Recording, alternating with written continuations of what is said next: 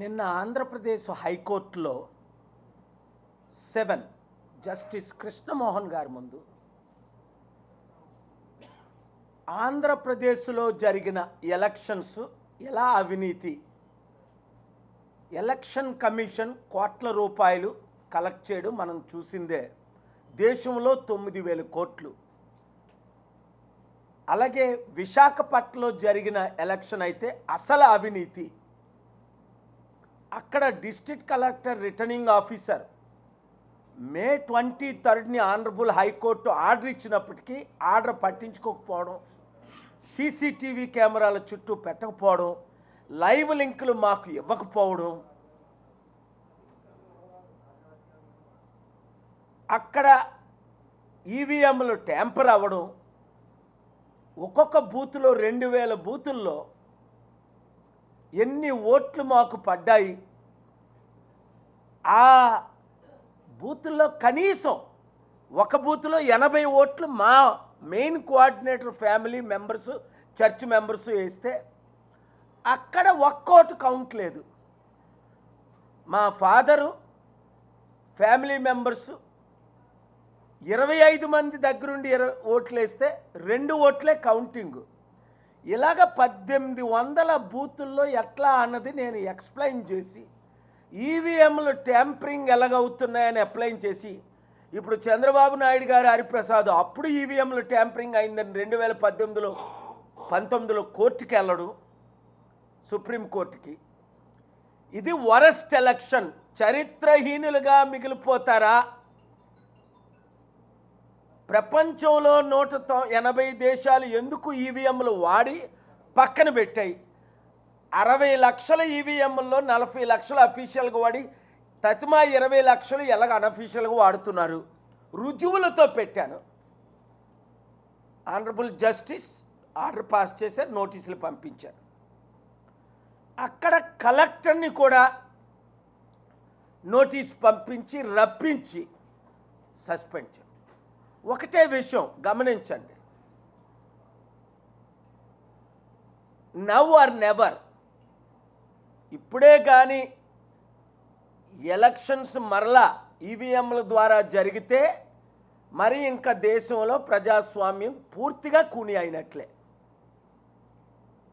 కనుక ఈవీఎంల ద్వారా ఎలక్షన్ వద్దు, బ్యాలెట్ పేపర్ల ద్వారా అమెరికా, ఆస్ట్రేలియా, కెనడా, యూరోపియన్ 50 కంట్రీలు వాళ్ళందరూ ఈవీఎంలు వాడిన వారే.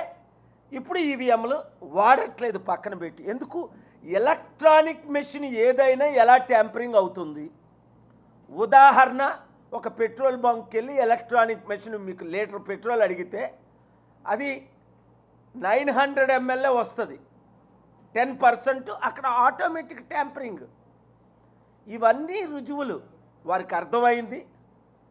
దేశంలో సుప్రీంకోర్టు కూడా అనేక కామెంట్స్ ఆధారాలతో ఈ ఎలక్షన్స్ ఈవీఎంల ద్వారా జరిగాయి. 1, ఆంధ్రప్రదేశ్లో ఎలక్షన్లు రద్దు చేయాలి. 2, మరలా ఎలక్షన్స్ నిర్మించాలి, పెట్టాలి. 3, ఎలక్ట్రానిక్ ఓటింగ్ మెషిన్ వేసేటప్పుడు ఆ స్లిప్ బయటకు వచ్చినప్పుడు ఆ స్లిప్లో ప్రిజర్వ్ చేయాలి. 4, 100 ఓట్లు పడితే 100 ఓట్లు వీవీప్యాట్ ద్వారా కౌంట్ చేయాలి. 5, ఇలాగ ఒక 10 సలహాలు నేను ఇవ్వడం జరిగింది. అప్పుడే ప్రజలకు నమ్మకం వస్తుంది. 6, ఎవరైతే డబ్బులు తీసుకొని ఓట్లు వేస్తున్నారో ఇచ్చిన క్యాండిడేట్ని లైఫ్ లాంగ్ సస్పెండ్ చేయాలి, లేదా మినిమం 10 years. ఎవరినైనా ఒక్కరిని సస్పెండ్ చేశారా దేశంలో?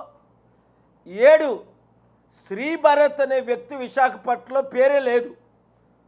శ్రీభరత్ ఎవరు అంటే చంద్రబాబు నాయుడు కొడుకు తోడల్లుడు, బాలకృష్ణ 2 కూతుర్లో లోకేష్ ఒక కూతుర్ని, ఈయన కూతుర్ని చేశాడు అన్న చెప్పవలసిన పరిస్థితిలో 55,200 చర్చెస్, 5 లక్షల ఓట్లు ఒక బీజేపీ క్యాండిడేట్కి ఎలా పడుతుంది? 8.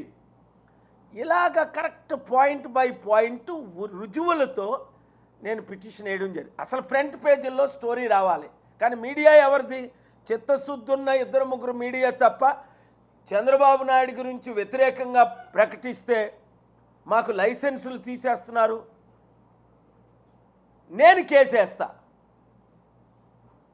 ధైర్యంగా మీడియా మీరు రిపోర్ట్ చేయండి. ఈరోజు నేను మాట్లాడింది, మీకు ఎవరికైనా లైసెన్సులు రద్దు చేస్తే లైసెన్సులు నేను తెచ్చే బాధ్యత నాది, పర్మిషన్లు ఇప్పించే బాధ్యత నాది.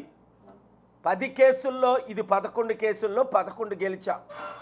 లేదు అంటే దేశాన్ని స్తంభింపజేస్తాం, రాష్ట్రాన్ని స్తంభింపజేద్దాం. లాస్ట్ వీక్ మీరు అడిగినప్పుడు పొలిటికల్ ప్రశ్నలు అడగండి అన్న, ఎందుకంటే ఈవీఎం ముఖ్యమంత్రికి మేము ఇన్విటేషన్ ఇచ్చాం చంద్రబాబు నాయుడు గారికి, రండి అమెరికా అక్టోబర్ 2ని సమ్మిట్ పెడదాం అన్నాం. ఇప్పటి వరకు ఆ జనార్దన్ గానే ఆయన ఎక్స్ఎమ్మెల్సీ ఆయనతో ఉన్న ఆయన ఎప్పుడు సార్ మీ ద్వారా 2014లో గెలిచిన ఆయన కనీసం రెస్పాండ్ అవ్వలేదు. నిన్న కోర్టులో కూడా చెప్పాను, దాని మీద కూడా కేసేస్తానని. చంద్రబాబు నాయుడు గారు వీసా ఇచ్చిన కౌన్సిలర్స్ని కలుస్తున్నారు. వీసా ఇస్తారు కౌన్సిలర్స్ని కలిస్తే, సంతకాలు పెట్టరు ప్రెసిడెంట్లు ప్రైమ్ మినిస్టర్లను. ఇలాంటిది ఎంతకాలం గిమిక్ చేస్తారు? ఖజానాలో డబ్బులు లేవు, ఓకే, మరి డబ్బులు తెద్దాం, 13 లక్షల కోట్ల అప్పులు తీద్దాం, కోట్ల మంది స్టీల్ ప్లాంట్ అమ్మకుండా ఆపుదాం, కోట్ల ఉద్యోగాలు సృష్టిద్దాం.